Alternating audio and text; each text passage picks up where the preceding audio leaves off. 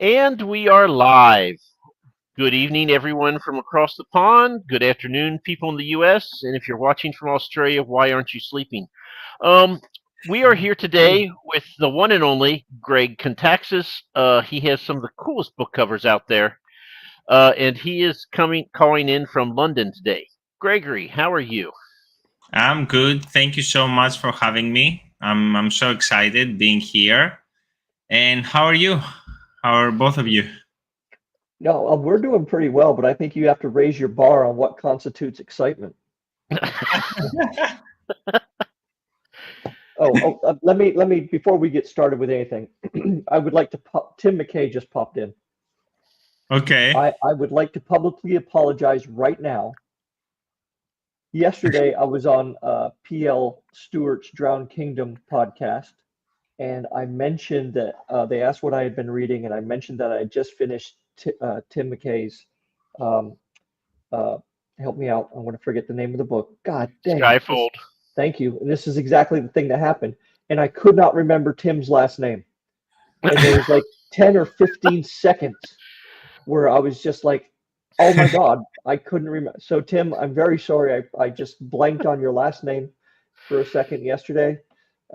It was not intentional. I'm blaming it on age. So. And we have Palmer is in here and Bo, so we got all kinds of illustrious people. Yeah, and we why have does anybody Tim. have so much time on a Saturday afternoon? Good grief. Is it because it's the international break? Or what? Miss you too, Bo. So, Greg, we should probably get around to talking about your books because then we'll go on wild tangents and forget about them. So, do you have your books handy to show us at least, so we can at least say we tried?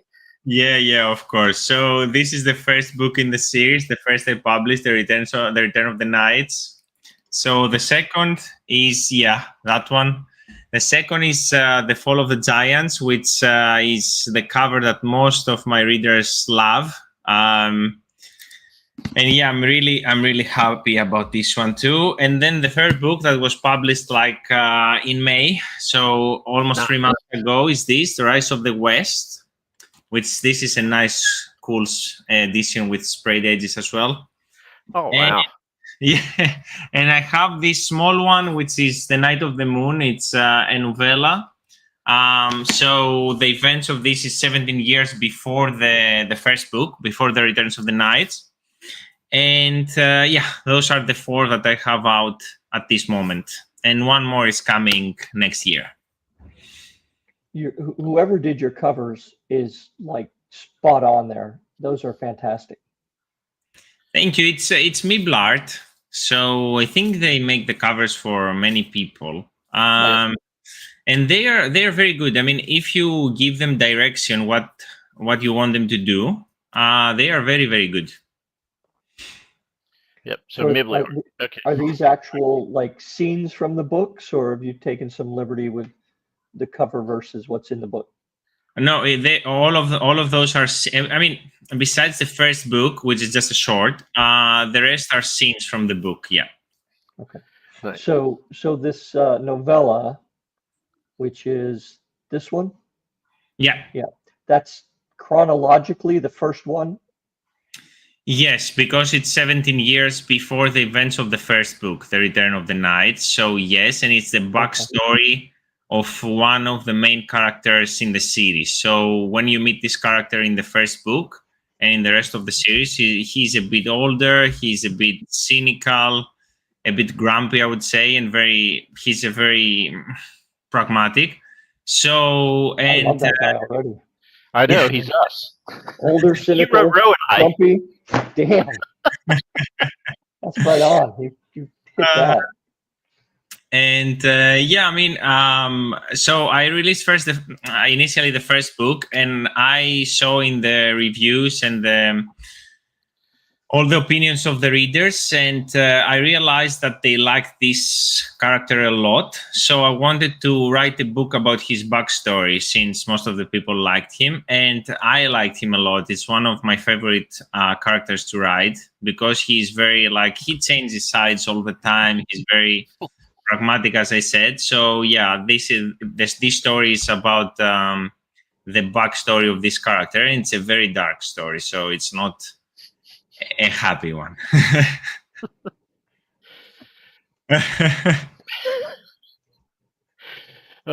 So I will definitely need this for later in the show. So tell us about your characters. So in general, I have a very, very big cast of characters. So when the first book, The Return of the Knight, starts, I mean, it's a bit overwhelming because many, many characters come in one go in the first chapters. And my cast is, so if you see, because I have a characters list at the beginning of each book, I have like 300 characters. So Wow. every book has like 7 to 8 POVs that I work. And at the beginning, it's a bit hard to keep up with all of them. And some are good, some are bad, some are gray. So, I mean, at the beginning, it's like that, who is good, who is bad. It's very like defined, let's say.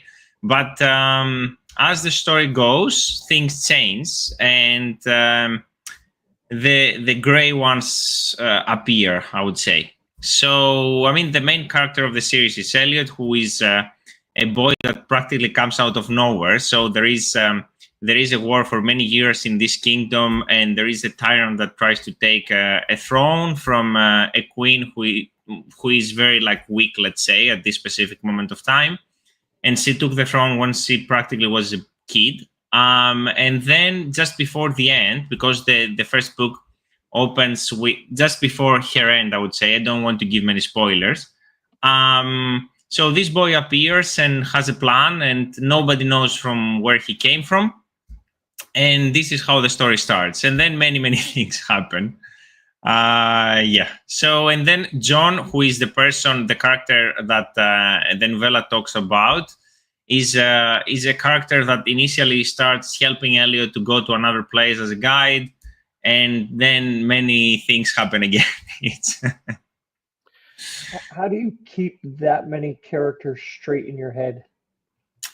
It's very hard. I have many, many notes, but now, at the first book, I was trying to get, the vibe of each character. Now it's easier because after 3 books, I know where they are going in a sense in the story. So now it's easier because more or less I have like the vibe of each one. But at the beginning, it was like an experiment because I wasn't sure where the story will go. I had some main events on my head, but I wasn't sure how it will end, what exactly will happen. At the beginning, I believed it will be 3 books, then became 5. So actually, at the very beginning, I thought it would be a short story, and it became 5 books after. And there are some that they are defined as good, but this might change as well, which is the queen that I mentioned before. There are some other leaders in the story that Elliot meets during his trip, and they play an important role. So yeah, it's a very big cast. How did you come to start writing this? I mean, what do you do for work generally, and what brought you to independent publishing? So I work in finance, which is completely different. I do investment risk in portfolios, so nothing to do with writing. So how I started, I mean, even myself, I don't know. So I was living in Vienna back then, and it was very cold. There was snow, and I had a story in my head for a long time. And it was like a short story about a kid who will save a queen or something like that. And I thought to write it like as a short story, and then it became a very big story. So after like 2 months, I had 2 or 3 books in my head, and I started practically writing more and more, and I didn't think I would publish it. I thought that I would just do it as a hobby and I will write it for myself. And then I asked some people in Greece, because I publish my stories in Greek as well, because I write in Greek and I translate my books. So, some people in Greece were interested to publish that. So the fantasy audience is not that big in Greece. It's way smaller than the audience in Germany, I would say, in Spain, in Canada, US, UK, about fantasy. So in Greece, people read mostly romance and maybe a bit of crime. So I thought it would be a very small market, but there was a publisher who was interested, and they published the books in Greek. And then I thought, since I was living in London as well, to translate the story and try to publish it in the English market too. So this is how it started. And yeah, here we are. I have a question for you. So you said you do investment risk. So you're a smart guy. What is the investment risk of going independent publishing? So, I mean, in terms of investment, of the investment you make in your books, I mean, pretty much you can lose everything. I mean, all the money you invest, it's not a smart investment. I mean, nobody, I think, does that because they think they will make money at first place. People do that just because they love it.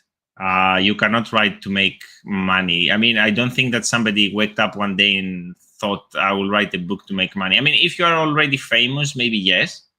But if you're not, I don't think that this is realistic. So, yeah, you do that because you love it. It's like a hobby at the beginning. And if one day, you make it and you make, you can live as an author, yeah, that is fantastic. But when you start, it's just a hobby. I don't think that, yeah, people think I will make a lot of money doing that. Maybe some do, I don't know, but yeah. Yeah, yeah, the old saying, you got to spend money to lose money. Yeah, that's Right. But- If you try, you will never know. That's the thing. If you can make it as an author, you need to try. So, and if you try to do it as an independent author, you need to invest some money. There is no other way. But I can't imagine there are a lot of books written and printed in Greek. So what you produce must be pretty well received, even if it is among kind of a niche audience down there. So for Greek standards, it sells okay.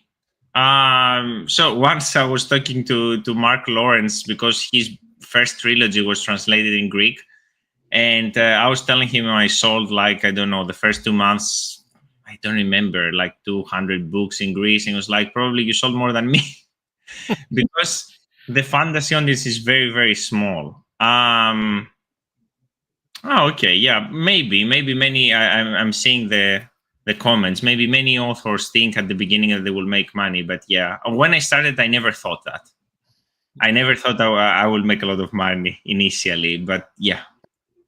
so the internet is always, you need to make money, write a book. That's a great way. And I'm like, oh God, stop telling people that. Probably the second thing is that if you want to make even more money, write the book and then make it a movie. Yeah, that's the idea. Yeah, of course. And then win the lottery. Yeah. Yeah, there you go, Tim. Profit no. You can take a tax loss for 3 years in Virginia. So, Greg, I feel like I'm required to ask this question. In your books, are they based on Greek mythology or totally different? Your world different than? So there is a lot of Greek mythology. So I mean, the world is like medieval. So it's inspired from medieval England, France, the Middle West a bit. But there is a lot of Greek mythology in the sense that they have centaurs, mermaids, Pegasus. I have some wyverns too, which are in the covers of my books as well. Yep. But also there are other stuff from Greek, which are Greek mythology inspired. It's not like, because in US, when people talk about Greek mythology, mainly they imagine a story about the gods throwing thunders and stuff like that. It's not this kind of Greek mythology. But there are many races, like the giants, for example, and many creatures inspired from Greek mythology, plus some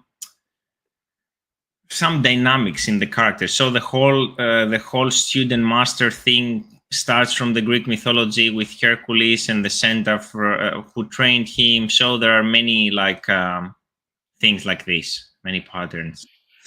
See, with all that you mentioned, I'm like, that's just standard fantasy. But I mean, fantasy is so much based off of Greek myth, Yeah. So yeah. True. I mean, you can find a lot about wars and stuff.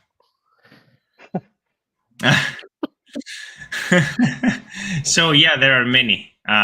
So to answer this question, another. So yeah, mainly wyverns don't breathe fire. That's the main difference, and they have. So I think they have. So the dragon has 2 legs, 2 hands, and 2 wings. So for the wyverns, the wings and the hands, it's the same. So that's the main difference, I suppose. About the mythologies, there are many. There are many like stories in Greek mythology about mermaids and giants. I don't remember all of them, but there are many, especially for mermaids. And for giants, there is one which is very famous. His name is Polyphemus. That there are many stories around him, but I don't remember the stories exactly. But that's okay if you don't, because I mean you're free to twiddle with those a bit, right? I mean you put your own kind of spin on all of them. Yeah, true. I'm not like inspired from a specific story. I'm just inspired from the whole Greek mythology, from the creatures and stuff. So in general, the races, the creatures, some patterns that you see in the Greek mythology, and all the wars that you can see. I mean, about Troy and many stuff you can find. I mean, it's not exactly mythology, Troy, but yeah, there are many stories. Actually, the Night of the Moon, the novella, is inspired from an event that happened in Greece. I mean, I cannot say because I will give a massive spoiler. So, but what happens is inspired from an event that actually happened. But it's not that old. This is not mythology. We are sure that it happened. It's history. But yeah, I'm inspired from many events in Greece, mythology or not. How so living in London, do you sell most of your stuff on Amazon, or do you get a chance to go out in public with it? No, it's Amazon mostly, and Ingram. Ingram is another platform that practically it's for physical books mostly. No, they have ebooks as well, but I don't use it for ebooks. I use it for the physical ones. And practically not all, but many bookstores can order your book. So Barnes and Noble, here there are many like Waterstones and stuff that people can order your book, and then the bookstore order your book from Ingram, and then they sell it to people. But mainly, I would say it's Amazon that it's the main income stream for my books. I mean, when I started, it wasn't like that. I had many sales in Ingram, then it shifted a bit and it became more Amazon. I don't know. This thing changes all the time. I don't have a pattern. I mean, I need to continue to see what will prevail in the end. Yeah, I mean, at least you don't have to be shipping to the States right now. So. No. I don't do that myself. It's not that I order books and I sell myself. I have only some special editions with the sprayed edges that I order from Ingram myself, and I have an artist who do the sprayed edges, and then I ship those myself, but I don't exactly sell them. It's for giveaways. I mean, some people expressed interest to buy some, and I sold them in the producing price. I didn't make any profit because I don't sell these books. It's not that I can sell hundreds of them. So yeah, mainly they are for giveaways. Do you have one you can show us? Sorry? Do you have one with the sprayed edges you can show us? Yeah, I have all of them. So that's the third one, and I have. Oh, wow! I don't know if it's very well visible with the light. But yeah, it's a sheep, and here I have The Fall of the Giants, which is another one with sprayed edges. Nice. Oh, that's nice. Yeah. Yeah, I think this is my favorite. I mean, I like the third one as well, and this is a more basic one. That's the first, which is The Return of the Knights. Yeah, for the novella, I don't have sprayed edges because it's very small, so it's impossible to do. Right. Yeah. And you just have someone that does those for you, like individually, that they're not printed like that? Yeah, so I order the books myself, and I ship them to the person who does the sprayed edges. So they do that, and they ship them back to me, and then I do a giveaway sometimes, and I ship some. And for my subscribers, I asked if they want. So actually, they expressed interest at the beginning, and then to 2-3 people I sent the ones that I had left. I mean, at some point there was a big interest for the sprayed edges edition for the second book, for the Fall of the Giants, but yeah, I just chose randomly like 5 people and I sent them 5 books because I didn't want to produce like hundreds and ship them from my home, because this is something it's impossible to do. I don't even have the space to to store all these books. All right. Mike, what do you got in your question bag? Hold on a second. Bo is contributing. So give me just a second. What is Bo contributing? An image. So, Greg, why I'm trying to do this? Audiobooks. Do you have them? Are you going to have them? I have them for all the books besides the novella. So I have them for book 1 and 2, and for book 3, the audiobook will come in September 15, so in 9 days. The pre-order is open in Audible. So those I don't do them independently. So I have a publisher for those who got the rights like a couple of years ago, North Lake Audio. And my narrator for all the books so far is Guy Barnes, that I think he did a fantastic work with the audiobooks.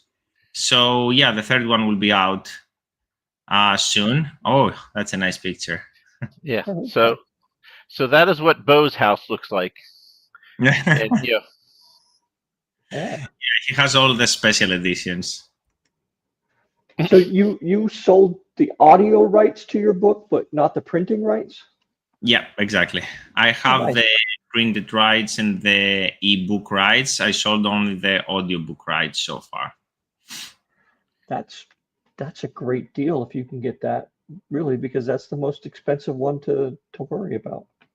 True. It's very expensive, actually. I mean, depends on the narrator, but sure, it's expensive. Yeah. Yeah. So I while we were talking, I did have to check on Amazon, and I have a rule that Ro makes fun of me for all the time, but I don't read books that are over 500 pages. and I just checked, and I was like, okay, first book 404 pages, great. Second book 472 pages, great. Third book 524.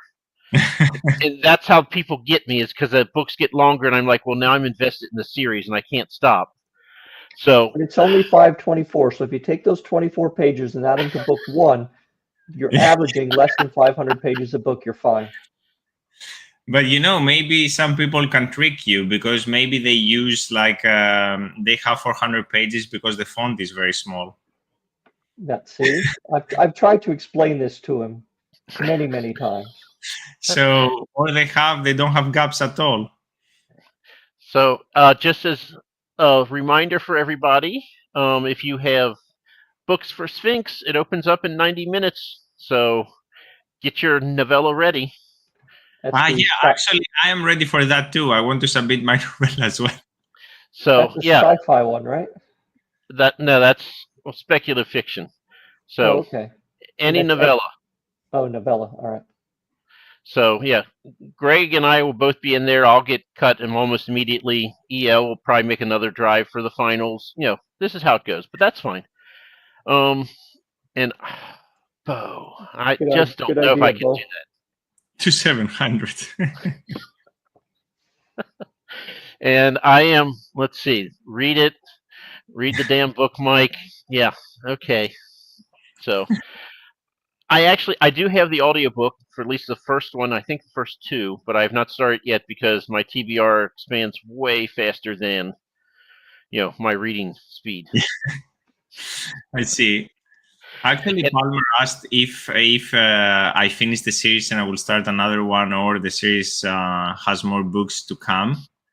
That's a good question. Actually, there are another 2 coming, so it will be a pentalogy. And only the 3 books are out, so there are another 2 coming. And I think, actually, I don't think anymore. I'm sure. I will publish a prequel as well, which is 300 years before the events of the first book. But it will not be a novella. It will be a proper book. So all the stuff you've got coming is all going to be in the same world? Yeah.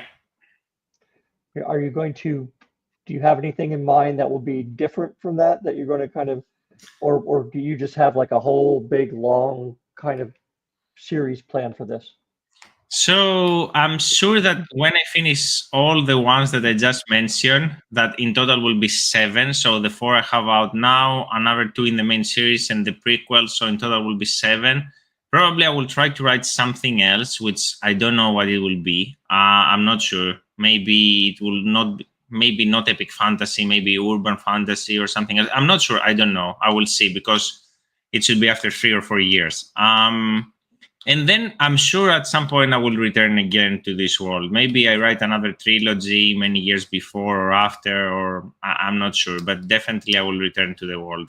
Because the world is massive. So you have a lot of stuff to write if you want. So yeah, I'm sure I will find something and I will return to this world. It's very, very rich. There are so many places and characters. So I believe I will return. You never know, but that is what I think now.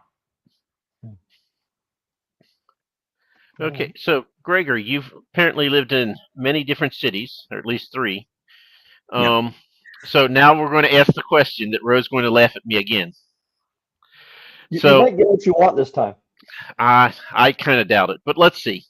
So what I want you to envision is pick one of these cities in your mind, and Oh. you're going down the main drag of this city, and you are in a saddle, and that saddle can either be on top of a T-Rex or a griffin. Which one do you choose and why? And there's no chance he chooses mine. 50-50 chance, actually, Mike. I don't know. So I think it will be London and and a T-Rex. Yes! Yes! Yes! Because it's massive and Ugh. Imagine what the congestion charge is going to be on a T-Rex. See, as I always explain to people, I'm a very aggressive driver apparently, and so I just fantasize about being on a T-Rex so I can take the stupid drivers, have him grab in his mouth, and just throw them into the second story of a building and get them out of my way. I'm aggressive too when I drive, so this is what makes me happy. See, the difference between a Mediterranean aggressive driver, though, and an American aggressive driver is American aggressive drivers are stupid. And I don't just say that, okay? Having lived in Sicily for a year, if I'm driving down the road, passing a car, and another car is coming at me, the cars on the edges go all the way to the edges to allow basically a third lane down the middle. In the United States, someone will hit you head on before they shift over to the edge of the road. That's what I mean. So, I mean, trust me, it's very dangerous driving in general in Balkans. So in Greece, I think it's first in Europe for fatal car accidents. I believe that. You got to be best at something. So, there you go. We're number one. We're number one. So I will tell you, I took my nephew. We went to Greece. Oh God, 7 years ago, and we rented a car. And I've never been so like, oh my God, you have to help me here. I cannot do this alone. Of course, my nephew was Athens. Yes. Okay. Traffic is horrible.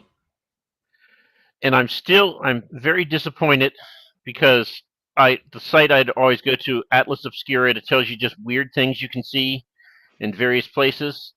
And they had a listing for there's this church outside of Athens, kind of up in the mountains, and there were 17 trees coming out of the walls or the roof, but you couldn't see any of the trunks.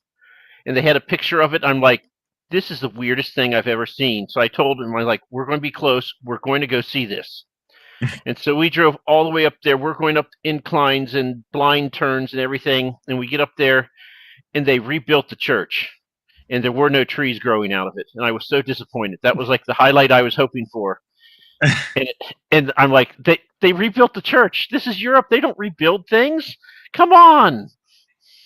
I was very disappointed. And I also managed to hit a building with the car. So, Next time you're in Europe, Mike, I might suggest you go see, what is it called? What is it called? Notre Dame Cathedral, the one they just rebuilt. Yeah, I saw it before they rebuilt it. So Okay. They do rebuild things in Europe. yeah, but Like it's Germany. exact. Well, yeah, well, they kind of had to after the 40s. So yeah, they do. It happens. Even in England, occasionally things get rebuilt. Yeah. Wrong things, but No, it's not okay. Athens. We still got the Acropolis. Yeah, we cannot rebuild that. I mean, honestly, do not rebuild that ever. That was awesome. Yes, Palmer, they did finish. And they finished it in the way it was, and not some greenhouse or whatever they were talking about doing. So, What? very big fan of that. No idea what you're talking about. That's all right. Okay, that's just me. So Greg, you said 7 books in this series, and then more books in this world. Are you ever going to step out of this world, or are all your books going to be in this one place that's between your ears? No, I'm sure I will write something completely different at some point. But how many books will be in this world? I'm not sure. Maybe I write these 7, and then at some point after some years I have another trilogy, maybe more, maybe less. I'm not sure. Yeah, we will see, I guess. We will see. Another Mike rule that people can mock me for, but I'm right, is I've read a number of series, and they go to book 10, 11, 12, and I'm like, they've run out of gas, and they don't have any new original ideas, and they're just milking the series at that point. So I kind of 7 to 10 is kind of like, okay, stop after that. Your whole story's been told. So You don't know that. But it's different if you have 10 consecutive books. Right. It's different if you have like a pentalogy in the world, and then you have a trilogy in the same world, but it's completely different cast of characters, completely different story. Yeah.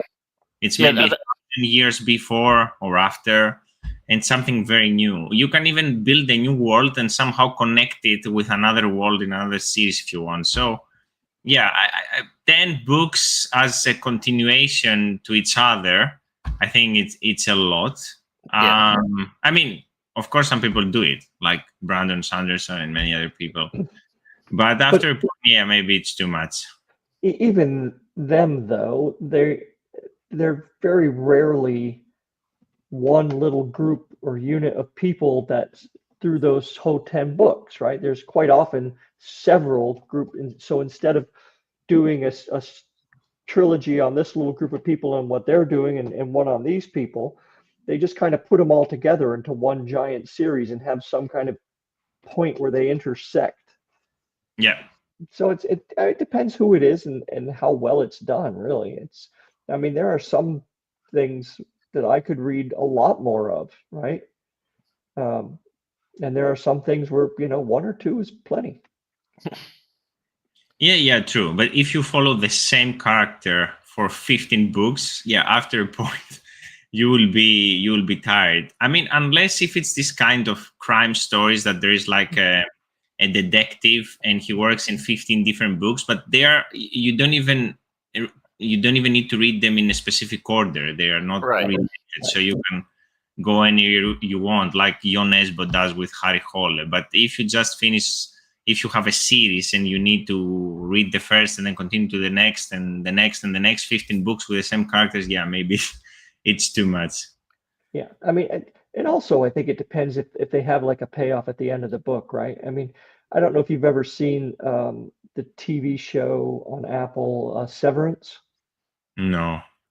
Mike, you don't watch TV, Of course not. so I'm just going to be talking to myself here. Never mind. Anyway, I spice it to say, season 2, I just got kind of bored with it because every episode would happen, and it's like you're not telling me anything. You're not. I mean, you're producing TV show to ostensibly move this thing forward, but I'm not learning anything new that I want to know, and it just kind of after a while gets a little tedious, and I don't think I finished the show. So anyway, anybody out there who's seen Severance, you can tell me I'm wrong. That's fine. So, Greg, what are you reading currently? Anything of note that you want to shout out? So nothing at the moment, because I write now a lot, and when I write, I don't read that much because it affects my writing. And I don't want to do that when I write. But during the summer, I was reading this book from Zach Steele, and now for some reason my mind is frozen. I cannot remember the title.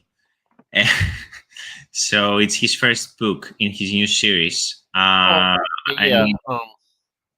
Whispers something. I Exactly, the Whispers, and I need some. I have some more pages to finish it, but after that, because I'm writing my prequel now and I'm finishing my book 4, I will stop, because during the time I'm writing a lot, I don't read that much. Then when I finish a book, I have a break and I read. But the thing is, I used to read a lot of fantasy. So I used the Stormlight Archive to read the Stormlight Archive, and some indie books from Philip Chase. Also the book That Wouldn't Burn from Mark Lawrence, and many fantasy books. But then after starting writing so many fantasy stuff myself, when I have free time, I switch to another genre, just to see something else for a little while. And I don't read many genres. So mainly I read fantasy and crime. I don't read sci-fi that much, so it's mainly these two. So many times when I stop writing, I switch a little bit to crime, just to clear my head a little bit from fantasy. But ideally, there are so many books I want to read, and one day I will do. So I'm like you. I write sci-fi and fantasy, and when I'm writing sci-fi, I will not read any sci-fi because I'm afraid it'll just bleed into my work, and then I'll feel like I'm stealing. So when I write sci-fi, I read fantasy. When I write fantasy, I'll read sci-fi. And then there's a time when I'm writing nothing and feeling guilty about it, and then I can read whatever I want. Yeah, same here. When I write nothing, I can read anything. So, is it time, Ro? It is, yeah. It is time. Absolutely. Okay. Let me pull up some little spinner things here. So, Greg, have you seen far enough into any of the shows to see the Bald Dome? No. Good. Okay. Some people would be angry that you haven't seen the show. We're actually happy. So what I need from you is I need one of your characters, and they are going to be transported to a new location. So we want to find out about your character, but we don't want spoilers. So we're going to move them to a whole different situation, and then have you talk us through what happens, how the encounter takes place and ends. So can you give me a character from one of your books? Okay. Let's take John, since we spoke a lot about him in the novella. So it's John the Long Arm. John the Long Arm. Nice. So tell us about John real quick. So he used to be a bounty hunter and a pirate. At some point, a very tragic event happened during his life, and he just decided to go to the capital of the kingdom and do like small jobs for rich people to make some gold. And he spends all his gold to brothels and buy wine. Okay. So, Ro, what am I rolling for? You're not rolling for anything. Nothing? You got the area? You got, yep. Look, okay, cool. Give him his choices. What am I? Weapon, object. Oh, so I'm rolling for all this. That's what I No, He just needs No. to choose so I can pick the right wheel. We do this a lot, Gregory. We're professionals, eh? So you get to choose, Gregory, if you want a common object or a weapon. If you choose a common object, you will get a common creature to interact with. If you choose a weapon, you will get a mythical creature to interact with. Which do you choose? A weapon. A weapon. Okay, let me see if I can share screen here real quick. I forgot where it was. Hold on. Okay. Rather than you trying to watch me do this, you're just gonna have to trust me that I'm going to my weapon thing here. Where is it? Weapon, D&D weapon. Spin the little thing. Round and round it goes. Give me a sec. It's still spinning. Physics is like that. You get a great hammer. One of those giant two-handed kind of hammers. Cool. So John the Long Arm has a great hammer. I like this already. Now you're going to need a what do we want? A D&D monster, Mike, or a mythical creature? I don't know. I don't know what you have in front of you. I got two wheels. One with D&D. What's that, Greg? So I choose a weapon, so it should be a mythical creature. Mythical creature? All right, I will spin the mythical creature one. And hopefully we know what it is. Well, we got Greg here, so, you know, it is. good chance. I don't even know how to pronounce it. It's a Kwatanu, so we're going to spin again. I've never heard of it. Okay. Now this is a Valravon. I haven't heard of that either. Same here. Okay, so that one more, and then we're going to D&D creatures. Oh, I've never heard of it, but we can figure out what it is. It's called a unicorn rhino. Unicorn what? A unicorn rhino. Rhinoceros. Rhino. Okay. So I'm assuming it's a rhinoceros with one giant impale them all kind of horn. Probably. Okay. Yeah. So, okay. And do you have a location for us, Ro? Or? No, you have that. Okay. Well, let me roll then. But I do have the potion. Okay. So, good old John the Long Arm and his great warhammer has been transported to the Crystal Lake. And I apologize. I did ChatGPT for these, so it's very adjective heavy, and I need to just edit them, but I just haven't. So, the Crystal Lake. The surface shimmers with an unnatural gleam, mirrored by twin moons hanging low in the sky. Strange fish with translucent scales leap in graceful arcs, leaving ripples distorting the reflection of the towering ivy-clad ruins on the shore.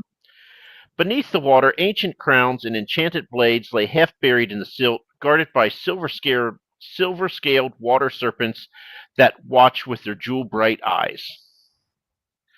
So that is where he is. We don't know why he's there. But as he's there, you know, looking at his reflection in the water, because, you know, he's narcissist. But, you know, he happens to see something moving. He looks over, and it's a unicorn rhino, which I can't have trouble even trying to picture in my head, but there it is. And he has a potion, Mike. Oh, yes. And he has a potion. What is your favorite color, Greg? Green. So he has a green fizzy potion that the alchemist told him guaranteed to work, but I lost my notes, so I don't know what it does. So he can either drink it himself, or if he throws it at the unicorn rhino, either way, guaranteed to work, but you don't know what it does. So you look up, there's a unicorn rhino. It sort of looks down at you and kind of snorts and maybe, you know, does its hoof in the dirt like it's a little perturbed. What happens next? And I will warn you, you can either say, you know, if you say, he will do this, is he successful? I will roll, but I am a terrible die roller. So if you tell us a story, you have control. If you say, he's going to do this, what happens? Then you're at the fate of my die rolling. So you've been warned. Go ahead. Let me think. So first of all, John is a very curious man. So he spent like some years of his life to travel around the world. That's why he knows where everything is. Mm-hmm. And he wanted to see mermaids, he wanted to see the wyverns, he wanted to see the centaurs, and the forest of the centaurs is a forest that you cannot actually reach, that's the legend says, but he tried to, so he's very curious. So even if he has this big hammer, he will not try to attack to the unicorn and to the rhino. Unicorn, and he will actually put down the hammer, and he will try to approach this new species. I don't know, this new creature, and in a sense, I don't know, pet it, tame it, and try to understand what it is. So by knowing him, if this creature is aggressive, then he will try to run away for sure. But Rhinos are very fast. yeah, okay. So, but John is smart, so probably he will think what he can do, and I'm sure that he's in this crystal lake because he's curious, and it's a place that he heard somebody speak about, and he wanted to see it himself, and now he ended up in this weird situation. So, so I'm sure that he will try to go closer, and if this creature is not like if it's friendly, he might just stay with it and sleep next to it maybe, or something like that. But if it's aggressive, but I cannot picture this situation but with this creature being aggressive. I don't know, this rhino unicorn sounds something that will be calm and friendly. Are you familiar with the D&D kind of, good, evil, chaotic, neutral kind of nonsense? In my life. But I mean, are you familiar with the terms? No. Chaotic good and all that? I'm just wondering what is your character like on kind of a evil to good scale? He's completely gray. Oh, so he's like on the just like the saint kind of. So deeply inside him, he's good, but because his life was very tragic, at least some events were very tragic in his life, now he always thinks that, so he deep core he's good, but when there is a situation that he might die, he will leave his friends and go. That's it. He will I mean, he will not fight for the bad guys, but you cannot trust him. He's not that loyal, even if he's good in the deep core. So he's a pirate, like you said. Yeah. Okay. All right. So you're going to approach the unicorn rhino. Yeah, definitely. Oh, sounds like we need to roll. Mm-hmm. And no one believes my rolls, so I have to go show them now because people don't trust me, but they're really terrible. Well, as he dropped his weapon. Yeah, he put it down. And he's approaching out of curiosity. Mike, give me something better than a 9. 18. Look at that. The unicorn rhino does not appear aggressive at all. Yeah. He's curious too. That's good. I mean, it sounds like like something I might write with another creature. So what are you going to do now? Let's say you're a couple of meters away. What are you going to do? I think he will try to touch it. 8 or better, Mike? 11.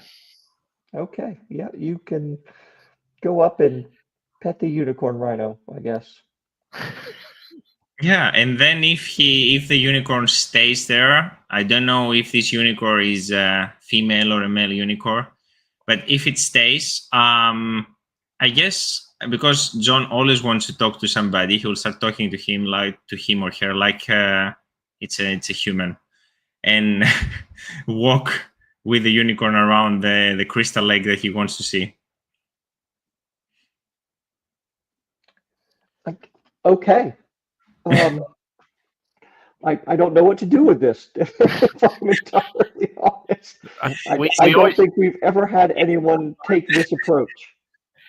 or at least not have the roles to support it.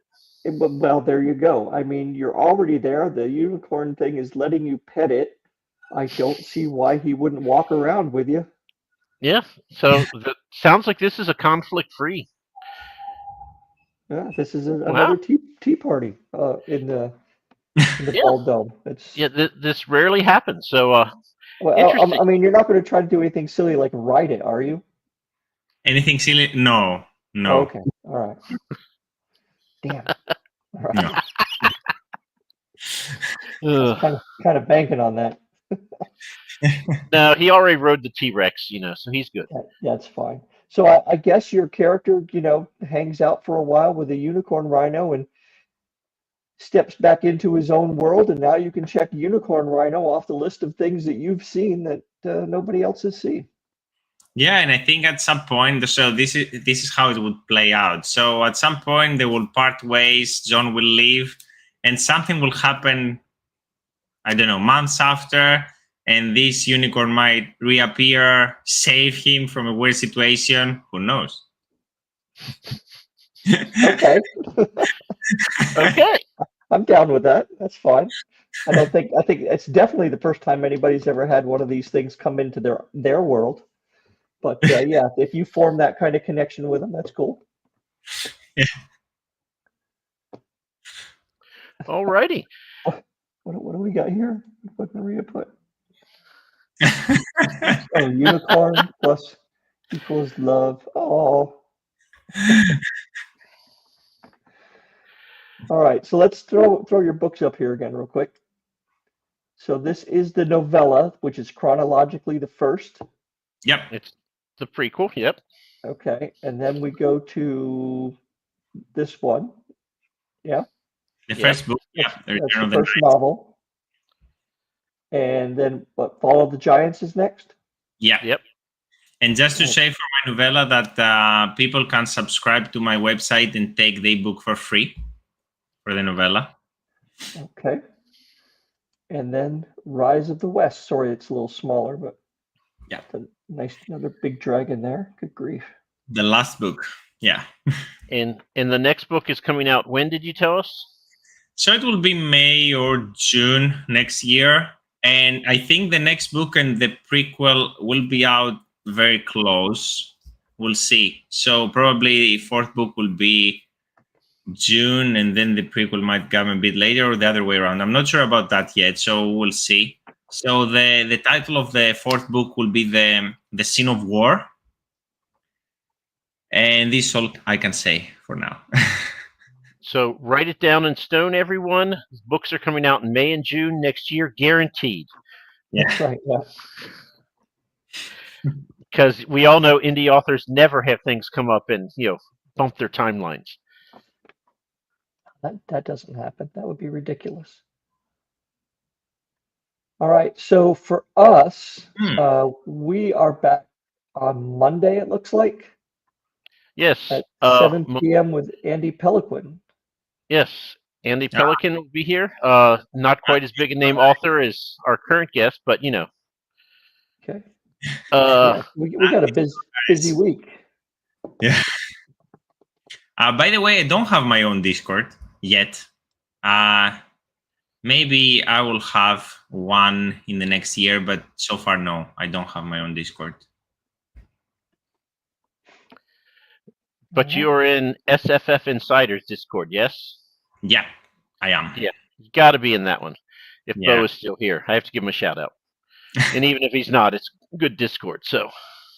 Yeah, actually, it's one of the first Discords that I joined. But yeah, and yeah, at some point, I'm sure I will make mine too. Yeah, maybe it would be good to do that next year. Definitely not now because I'm very, very busy with writing. But I guess, yeah, next year at some point I will do that when I will be closer to the next two books. I like that you think there will be a time in the future when you're not as busy. I mean, that... So actually it's getting better because before, like a year ago, I was writing the books, I had the job and I was doing a PhD. The PhD is done, so now I have some free time. We didn't tell us you were Dr. Kontaxis. Thank you. We would have put that out there. What's your PhD in? Investment risk. Oh, okay. And he's still an indie author. Okay. There's some discordant notes there, but that's okay. We'll go with it. So I want to see a sci-fi by Dr. Greg Kontaxis sometime in the future. It's not my genre. It's more possible to see from me something which will be like a crime fantasy thing. So maybe there is like a villain or even the good guy, I don't know, who has some power from an experiment, which is, a bit sci-fi, but in a real place like London or Vienna or something. And yeah, the financial psychological thriller is good too. And yeah, you see like somebody that from an experiment has a power or something, and he does crimes or she does crimes in a real city in the 90s or something. I don't know. But pure sci-fi, I'm not sure. I don't know. Who knows? So a fantasy heist novel, that would be nice. I think Tim is working on one now, but hey, we can always have more. Well,